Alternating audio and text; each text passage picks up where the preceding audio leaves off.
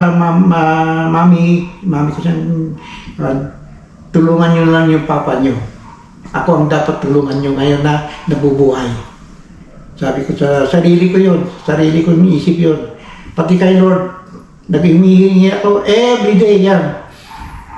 Umaga, hapon, parang ayaw kong hindi pwedeng magdasal kung walang yung angelos, yung 6 o'clock. Tuwing umaga yan, magsi-6 o'clock na. Kung minsan, gising na ako ng, gising na ako ng 3 o'clock, 6 o'clock, hinihintay ko na yan para magdasal lang. Yung radyo ang kausap ko. Doon ako nagkukan sa radyo. Tapos, pagka hapon na naman, gano'n na naman. Tuwing ko na 6 o'clock, ayaw ko yung parang malingat ba, yung hindi mo pwedeng gawin na magdasal. Maski na yung ganito, halimbawa, lumalakad na yung isip ko na nagdadasal. Pero hindi mo po inisip na dahil sa kalungkutan magkaroon ng second chance sa buhay mo na magkapamilya ulit? Wala sa isip ko yun. Nagkaroon ako ng mga kwan ng babae na kurso-kurso na daw, pero hanggang doon lang. Hindi ko inisip yung magkaroon ulit ng pamilya. Never na. Kasi ilang taon na, gaya ng iba dyan, ilang taon lang may asawa na naman, di ba? Ayaw ko. Sabi nga nila stick to one kayata. Kaya siguro nga kung ganun, ewan ko kung meron magkaroon na siguro, matanda naman na tayo, baka companionship na lang siguro. Siguro po para, I think sabi nga nila na sa buhay ng tao, walang forever. Pero may susunod naman na ganun. Siguro pagdating ng araw, lahat naman tayo mamamatay na one day siguro. Hindi lang natin alam Hindi kung kailan. alam na magkikita rin kayo, di po ba? Yun ang siguro ang iniisip nyo ngayon na someday na mag-join din kayo sa kanya. Hindi naman, pero sa religion nga natin, yun ang sinasabi ng parang sa, parang gano'n na magkikita sa kabilang buhay. Buhay, yeah. Di ba? Magkikita sa kabilang buhay, pero ano kaya yon? Magkakakilala kaya? O magkakaiba pa rin?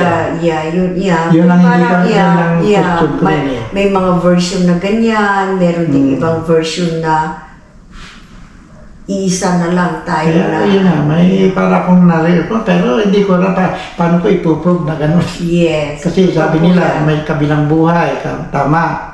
Pero, pag nag-meet kayo ng pamilya mo doon, magkakakilala kaya kami. Yun ang tanong po. Ang alam ko lang dito, sa habang nabubuhay, magkakakilala kami na naging pamilya ko sila.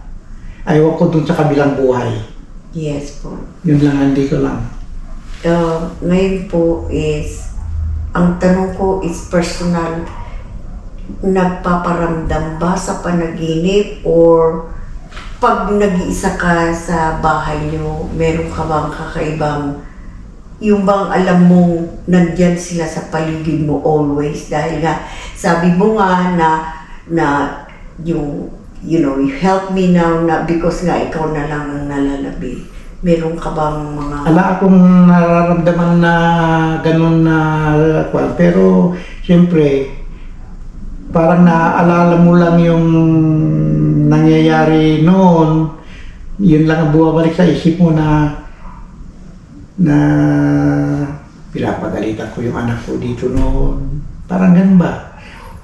Nag-uusap kami ni Bakit na dito. Yung ganun ko lang. Sa isip lang na gumagana. Ganun lang ang naalala. Pero sa panaginip, ala naman. Okay. Ala naman sa panaginip. Well, mga... Kaya nga ako nagpapasalamat sa Diyos na na siguro mabait sila. Yes. Bakit hindi magparamdam? Siguro po yung nagga-guide sa inyo, ay binabantayan ka. Maaari rin. Yun naman ang sinasabi ko, na lagi pagka ganun na andito lang naman ako nabuhay pa, ako ang bantayan nyo. Bantayan ako. Kaya nga, maski na itong mga pakiram, yung mga nararamdaman kong sakit, sa Diyos pa rin ako umaasa. Okay po. Kaya, mabait si Diyos. Ginagawa niya lahat yung nangyayari. Bago ko maisip na maganda yung nangyari, nakadasal na ako eh. Mabait yung Diyos natin. Wala akong masabi dyan. Okay. He always guides me. Okay po. Salamat po sa konting panahon na isiniwalat niyo po sa akin yung mga yan. Pero ngayon po naka-move on na kayo totally na, meron pa rin pero sabi nga nila, life goes on. Oo, ganun talaga. Tapos hindi ka nagmi-miss na bisitahin naman sila sa tungtod nila. Okay, salamat po. Okay. Maski na nadadaan ako dito sa pinangyarihan, andyan, nakalingon lang ako. Oh, okay. Ang maganda pa dyan, nung nailibing na sila, ang maganda pa nito, may nakilala akong isang matanda na naghihilot din sa kanya nun eh. Ewan ko, yung manghihilot yata yung matanda na yun eh. Yung idawas, yung kunada. Yung ayabang. Yeah. Biro mo nga, nagtirik ng kandila doon sa Arwat Chatter, yung nagiba na. Nagtirik ng kandila. Umuulan, hindi namamatay. Oh, wow. Oh, Baka nga, may hangin pa. yeah, baka shield. Ewan ko, yun ang doon ako nagtaka. Yung tinawag niya ba yung pangalan nila? Oh, that's Yung, good. yung, At least merong dumami sa yung ewan ko kung anong ugali yun, Ilocano yata o ano eh. inyo. Ngayon ko lang napansin yung ganun. Nagtaka nga ako yung kandila. Nasindihan, hindi, umuulan ha. Bakit nakasindi?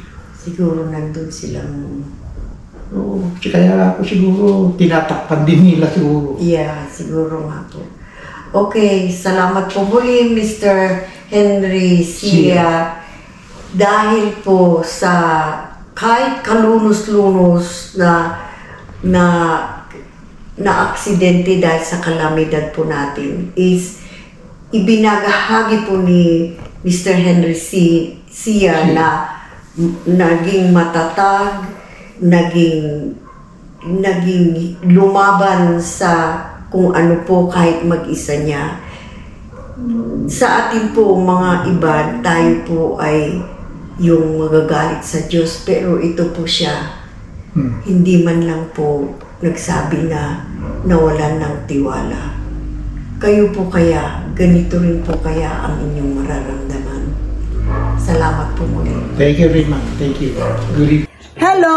Ito po si Hurben Vlog TV. Huwag niyo pong kalimutang isubscribe si Kuya Bal Santos Matubang at Edna Kalinga Prab.